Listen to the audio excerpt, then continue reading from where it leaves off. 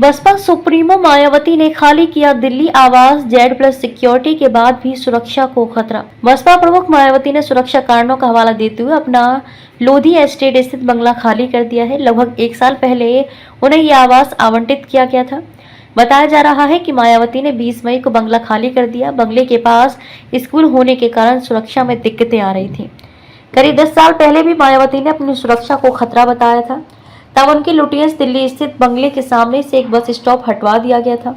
अब बीएसपी ने उनकी सुरक्षा को लेकर चिंता जताई और मायावती ने चुपचाप अपना 35 लोधी एस्टेट वाला बंगला खाली कर दिया। मायावती लगभग 1 साल पहले ही इस बंगले में आई थी। ये बंगला उन्हें एक राष्ट्रीय पार्टी के अध्यक्ष होने के नाते मिला था।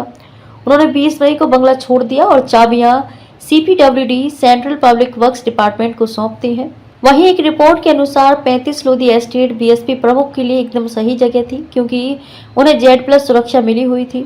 यह बंगला पार्टी के केंद्रीय कार्यालय 29 लोधी एस्टेट के ठीक पीछे वाली लेन में स्थित था। पार्टी कार्यालय का पिछला गेट 35 लोधी एस्टेट की ओर खुलता था। पिछले साल दोनों बंगलों का एक जैसा नवीनीकरण किया गया था। मायावती के घर बदलने के फैसले पर बीएसपी के वरिष्ठ पदाधिकारी कुछ भी बोलने को तैयार नहीं है।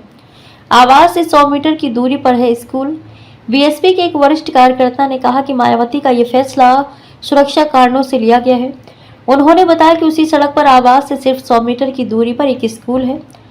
स्कूल वैन अक्सर 35 लोधी एस्टेट के सामने सड़क पर खड़ी रहती है। जो माता पिता अपने बच्चों को छोड़ने और लेने आते हैं, वे भी उसी सड़क पर गाड़ियां खड़ी करते हैं।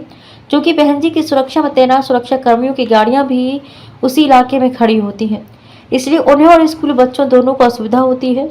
विद्या भवन महाविद्यालय स्कूल मैक्स मुलर मार्ग पर स्थित है, लेकिन उसका एक गेट 35 लोधी एस्टेट वाली सड़क पर भी खुलता है, जिससे स्कूल और वहां आने वाले लोगों को परेशानी होती थी। मायावती को आवंटित बंगला दूसरा सबसे बड़ा था। दिल्ली पुलिस सूत्रों ने कहा कि उन्हें मायावती के घर के बाहर किसी सुरक्षा समस्या के बारे में जानकारी नहीं है, लेकिन उन्हें Z+ सुरक्षा देने वाले यूनिट को उनके दूसरे घर में शिफ्ट होने की जानकारी दे दी गई है। उन्हें अभी भी सुरक्षा दी जा रही है। मायावती को टाइप 735 लोधी एस्टेट बंगला सरकार द्वारा दिए जाने वाले आवास का दूसरा सबसे बड़ा प्रकार है।